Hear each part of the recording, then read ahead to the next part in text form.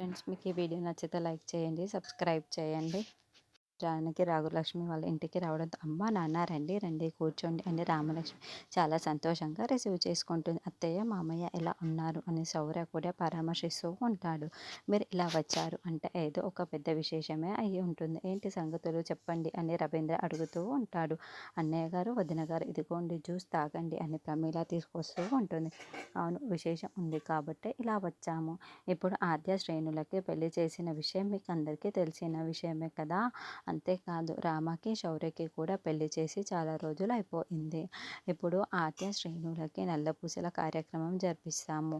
అలాగే రామలక్ష్మి శౌర్యకి కూడా వాళ్ళతో పాటు వీళ్ళకు కూడా నల్లపూసల కార్యక్రమం జరిపించాలి అని అనుకుంటున్నాము. ఇద్దరు కూతుర్ల వేదికని కళ్ళారా చూసుకొని ఆనందించాలి అని ఇలా మేము ప్లాన్ చేసుకుంటున్నాము. కాబట్టి రామలక్ష్మి శౌర్యని మా ఇంటికి పంపించాల్సిందిగా కోరుతున్నాము అని జానకి చాలా సంతోషంగా అడుగుతూ ఉంటుంది. అప్పుడే అస్మిత ఇదంతా వింటూ కోపంతో రగిలిపోతూ, అయ్యో అత్తయ్య లోపల ఏదో మాడిపోయింది అని నేను వెళ్ళి చూసి వస్తాను. అత్తయ్య మీరు కూడా నాతో పాటే రండి, ఏదో మాడిపోతుంది కదా అని అస్మిత కేకలు పిలుపును ఉండండి, నేను ఇప్పుడే చూసేసి వస్తాను అని అస్మిత వెనకాలే ప్రమీల పరుగులు పెడుతూ ఉంటుంది. రామలక్ష్మి ఇదంతా గమనిస్తూ ఉంటుంది. అదేంటి అస్మిత, ఎందుకు ఏమీ పొయ్యి మీద మాడిపోకుండా కూడా నువ్వు ఎందుకు ఇలా పిలిచావు అని ప్రమీల ప్రశ్నిస్తూ ఉంటుంది. ఇప్పుడు నల్లపూసల కార్యక్రమానికి రామలక్ష్మి శౌర్యని పంపించని మీరు చెప్పేయండి, నేను చెబుతున్నదే మీరు చెప్పాలి అని అస్మిత అనడంతో, ఓస్ అంతేనా, అలాగే అని ప్రమీల అంటుంది.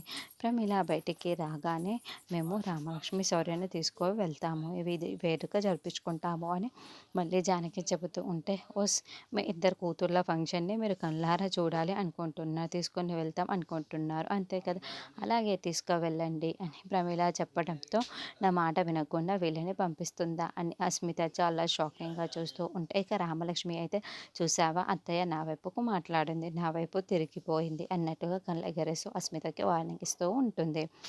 ప్రశాంత్ చేతిలో నేను బలైందే కాకుండా ఇప్పుడు ఈ ప్రమీల కూడా ఈ రామలక్ష్మి వైపే తిరిగిపోయిందా, ఇది నా జీవితాన్ని నాశనం చేస్తుంది అని అస్మిత అనుకుంటూ ఉంటుంది. నువ్వు నా జీవితాన్ని నాశనం చేశావు కదా, ప్రశాంత్ గారి చేత నా శోభనం జరిగిపోయేలా చేస్తావా అని అస్మిత రామలక్ష్మిని నిలదీసినప్పుడు, ఇక రామలక్ష్మి కూడా అస్మిత చేతిని చేసి, మరి అవునే, నువ్వు ఇలాగ చేస్తే నేను ఇలాగే చేస్తాను, నీది దొంగ పెళ్ళి అని నాకు అర్థమైపోయింది, అందుకే దెబ్బకు దెబ్బ తీశాను అని వార్నింగ్ ఇచ్చి ఉంటుంది.